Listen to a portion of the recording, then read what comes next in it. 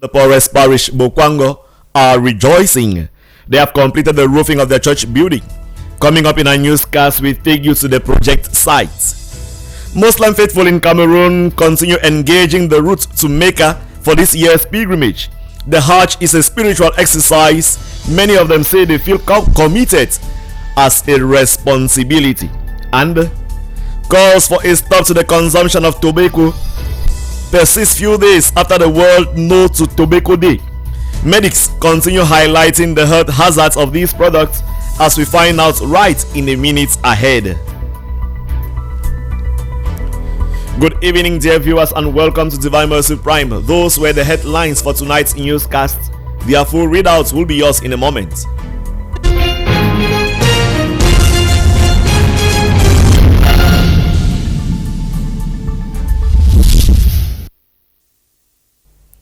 The Christian community of St. Peter Mission Station, Boissa, has successfully concluded the roofing level of the church house. The roofing was completed yesterday, 5th June 2024.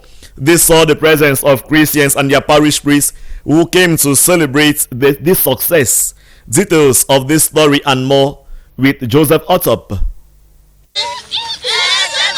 It all started during a pastoral visit paid by the Bishop of the Diocese of Boya, His Lordship Michael Bibi, to the Christian community of St. Peter Mission Station, Boissa, on May 11, in which he supported them financially to begin the roofing level of the church. Thanks to the gesture of Bishop Michael, and after weeks of hard work from the Christian community of Boissa, it is with joy that the Christians, together with their parish priest, Reverend Father Alphonse Wongibe, gathered to celebrate the completion of the roofing level this June 5, 2024.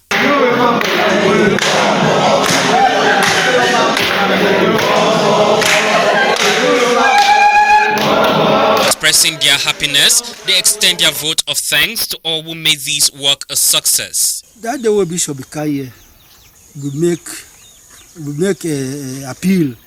Say this house, in a house where been a godly house, and then we talk say any we will be willing to accept any goodwill wisher. We feel helpful for support one or two things for inside the building, and we give special thanks, more especially for Bishop, because this will Bishop, if we don't be there some good person, either will dish out that amount of money, will be there about 6 million something for some they take and do this roofing. We wish you long life and prosperity, because if we the big boss here, don't we there for inside bush here. We look at DMR TV, we see he work the way he work out for other parishes. Tiko, Moyuka, Libya, and so forth, and with the year work will do.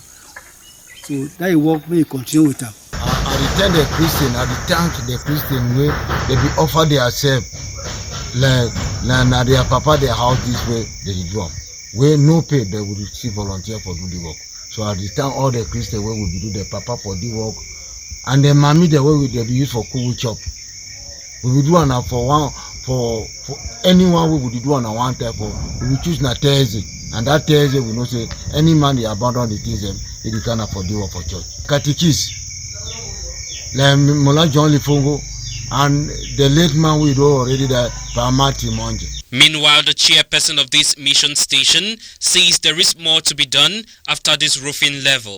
I think after when they do this roofing, the next stage go they say they go try for see how they go do the plastering of the house, and then fit windows for inside the house. Few other challenges we the electricity, connect electricity for inside the house, and then we do flooring, and then we get sanctuary for the way they get for Bilam, so that they put this thing. So that the immediate things and that way they would really need that. With optimism, it is hoped that the Christian population of St. Peter's Mission Station, Boissa, will in the days ahead have a conducive environment for worship. Hundreds of Muslim faithful from Cameroon continue making their way to Mecca with the quest of fulfilling the fifth pillar of Islam and draw closer to Allah. The Hajj pilgrimage is a great responsibility for all Muslims who have the means to travel regardless of class and status. More of this story with Njamilatu Tontang in this report. It is another season of the Hijrah, a month where millions of Muslim faithfuls from diverse countries congregate in Mecca during the last month of the Muslim lunar year. The families, friends and well-wishers of those traveling set out to see their loved ones taken on the journey. The Muslim pilgrimage to Mecca is not a travel for show, leisure or relaxation, but rather a highly spiritual journey obligatory for all Muslims with the means to do so, as is considered to represent the fifth pillar of Islam and equally a sign to show self-discipline and fulfilling their religious duty, thereby bringing them closer to Allah. The pilgrimage, I will begin by saying that it is one of the pillars of Islam. That is the fourth pillar of Islam. That is why it is very, very important that during these fifth pillars, the Muslim faithful are expected to travel for pilgrimage to the holy house, which is in Mecca. So it is very, very significant that the pilgrimage, as you travel for Hajj, you have to climb Mount Arafah, and then you offer prayers. And at Mount Arafah, you offer a series of prayers, a series of dua. You pray for your nation, you pray for yourself, whatever you ask God, standing on Mount Arafah where the Prophet Muhammad sallallahu alaihi wasallam stood, that prayers is said to be answered by God directly. The Hajj journey is a responsibility for all Muslims, as the rites are believed to retrace events from lives of prominent prophets such as Ibrahim and Ismail. Hajj proper is once in a lifetime. Hajj proper is once in a lifetime. But you can do what we call minor Hajj, called Umrah. But then the obligation is once. Once you perform it, you've done it once. You have now fulfilled the command of Allah subhanahu wa ta'ala. While those on pilgrimage are still at it in the holy city of Mecca, some Muslim faithfuls continue to thank the heads of state, His Excellency Paul Biya, for permitting the increase on the number of Cameroonian pilgrims this year, and also for the subsidies provided to assist them in their stay in Mecca. On to one of our latest story, the Minister of Decentralization and Local Government, George Elanga Obam, on Wednesday, June 5th, 2024, inaugurated a project for the construction of shops at the Boya Central Market. The project has been described as a symbol of comfort to foster local development at that area and municipality. Traditional authorities of the land also performs rituals at the site for the protection of the market against vandalism and destruction. Sama Eileen gives us details in this report. While inaugurating the project for the construction of shops in the Boya Central Market, Minister George Elanga Obam, in the company of the Governor of the Southwest Region, the Senior Divisional Officer of FACO, the DO of Boya, Mayor of Boya, Senator and other government officials reiterated that the commissioning of the Boya Central Market falls in line with the socio-economic development mission of Boya Council like all the others. You know, before building a market, there are a lot of studies that are done. And it is by these studies that we can conclude that it's good for us to start the work. And as it is an installation that was done by the German Corporation, they are more severe than us. So before giving their money to something, they make sure that it is a contribution for the growing of the community. This is the first thing. The studies were very well conducted. And of course, the job was well done, as you can see it by yourself. The boss of the decentralization sector described the ultra-modern commercial facility as a place to live in, create memories, and a symbol of comfort to foster local development. Now the mayor is in charge of managing the settlement. He has objectives and we are waiting for him to attain them. And as I say in my speech, I will look at his accounts to make sure that the money he is receiving coming from the market is figuring there, and that the amount that is expected is the one that is there, even more. The project, which comprises of a block of 26 shops, 2 shed blocks with 76 places each and display units, 10 conventional energy street lamps, 2 standpipes and 1 borehole with 3,000 liters water tower, benefited from the financing of FACOM, Medium-Sized Cities Decentralization Program, whose funds comes from a support package offered by the Federal Republic of Germany, an instrumental partner in Cameroon's decentralization process. The mayor of Buea is excited to receive this project worth 744,461 million francs CFA.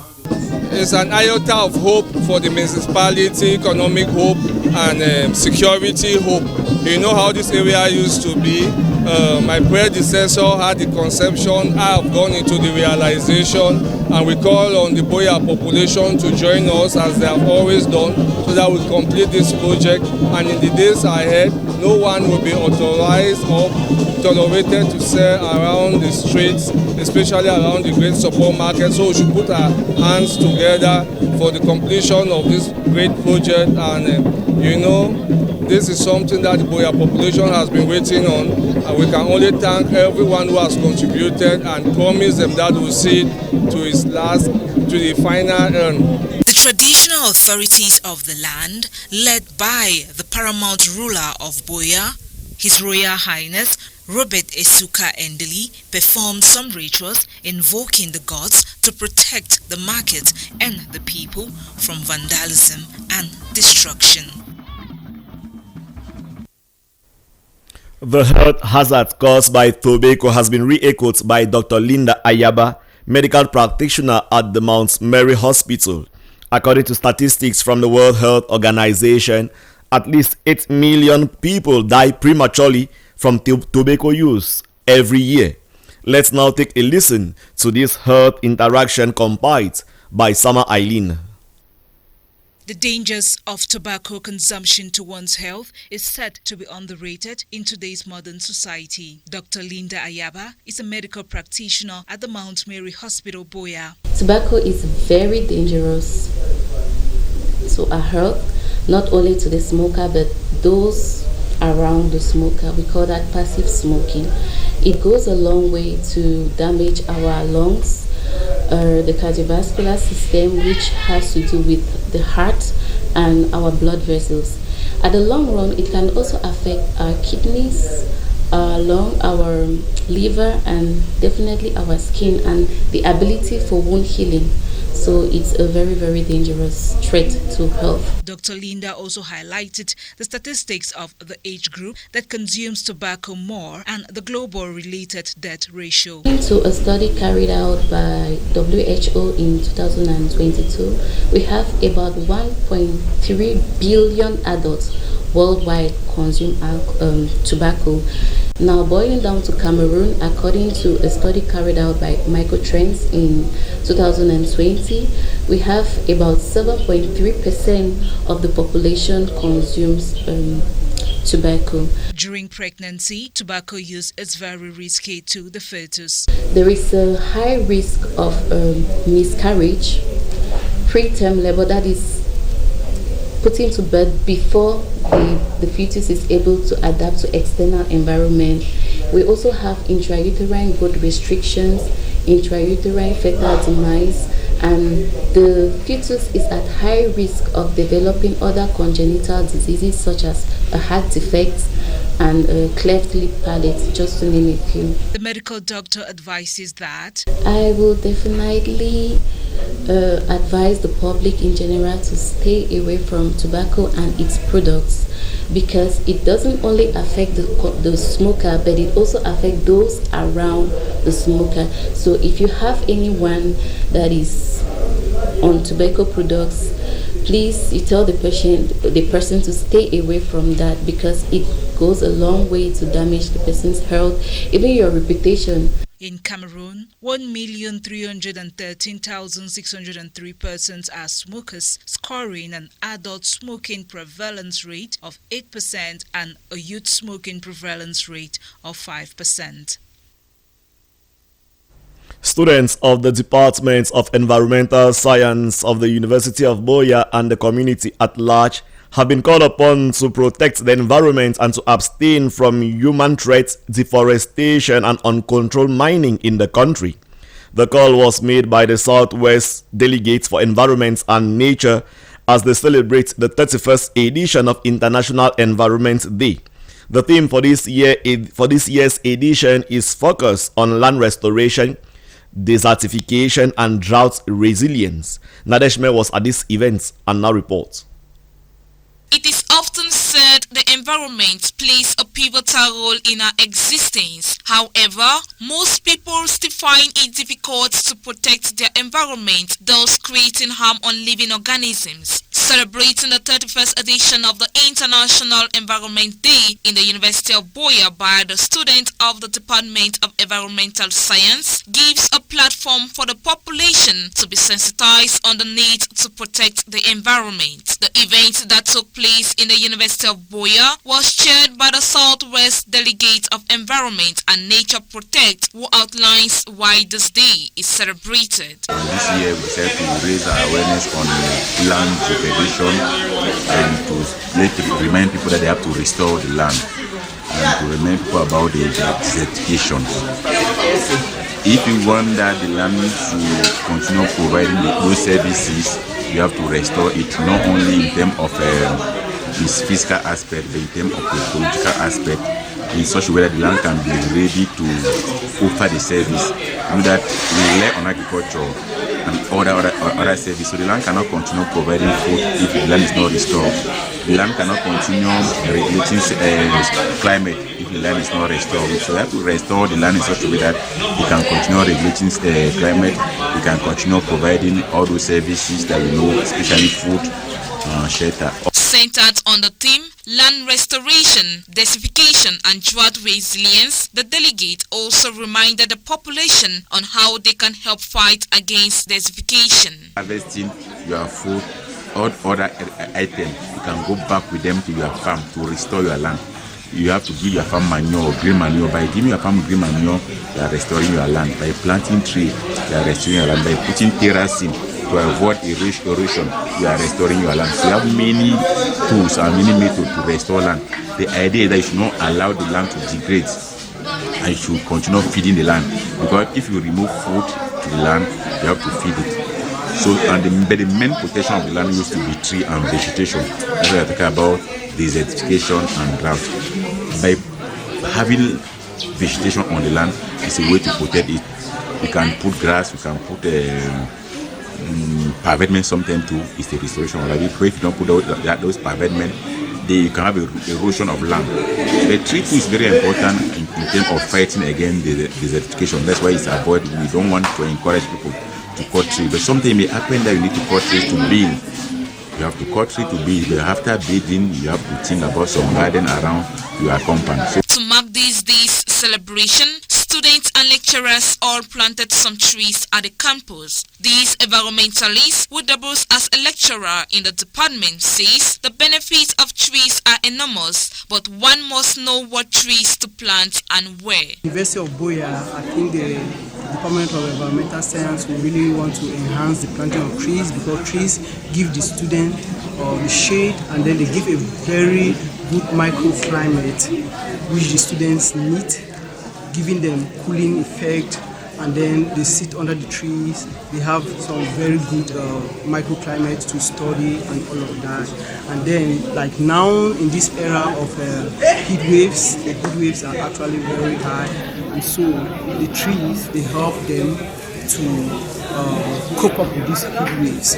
And so the microclimates of the trees, like the wind that the trees are breaking, it's helping the students, and then it really gives a very good temperature for them to sit and study. The ceremony this day brought together lovers of environment. Therefore, Cameroonians are called to connect more with nature this day.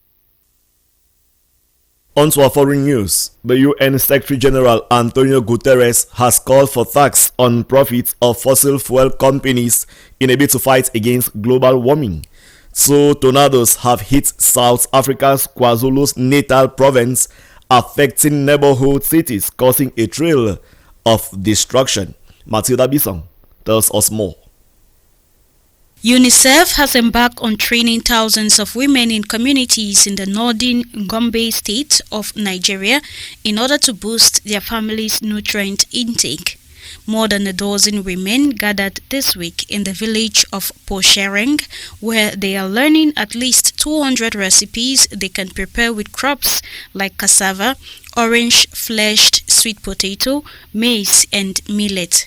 Tubers and grains are grown in home gardens, allowing families to spend less on food, thereby alleviating chronic malnutrition afflicting the region, especially its children. Hawaii Bwami, a 50-year-old widow and mother of 5, nearly lost her grandson to kwashiorkor due to improper nutrition and lack of awareness. I have my grandson.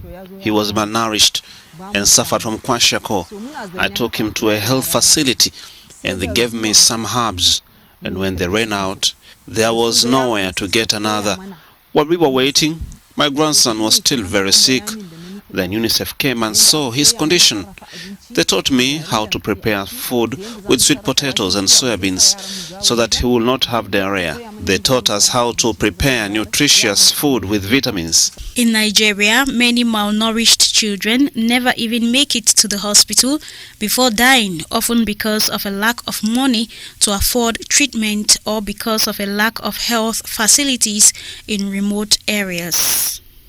2 tornadoes hit South Africa's coastal province of KwaZulu-Natal this week. The tornadoes caused a trail of destruction in the country's second most populous province. Local authorities on Tuesday confirmed 11 people dead and over 55 injured. The tornado in the western KwaZulu-Natal region occurred near the cities of Newcastle and Utrecht. A second, more massive, took place around Tongaat and moved towards the coast of Westbrook and Balito, leaving more extensive damage. The provincial government says that at least 120 people have been displaced. 3 temporary shelters have been established where the affected families are receiving humanitarian aid. The UN Secretary General Antonio Guterres has called for a tax on profits of fossil fuel companies to help pay for the fight against global warming. He spoke from the American Museum of Natural History in New York. It's high time to put fossil fuel producers, investors and enablers on notice. Polluters must pay. And today I'm calling on all developed economies to tax the windfall profits of fossil fuel companies.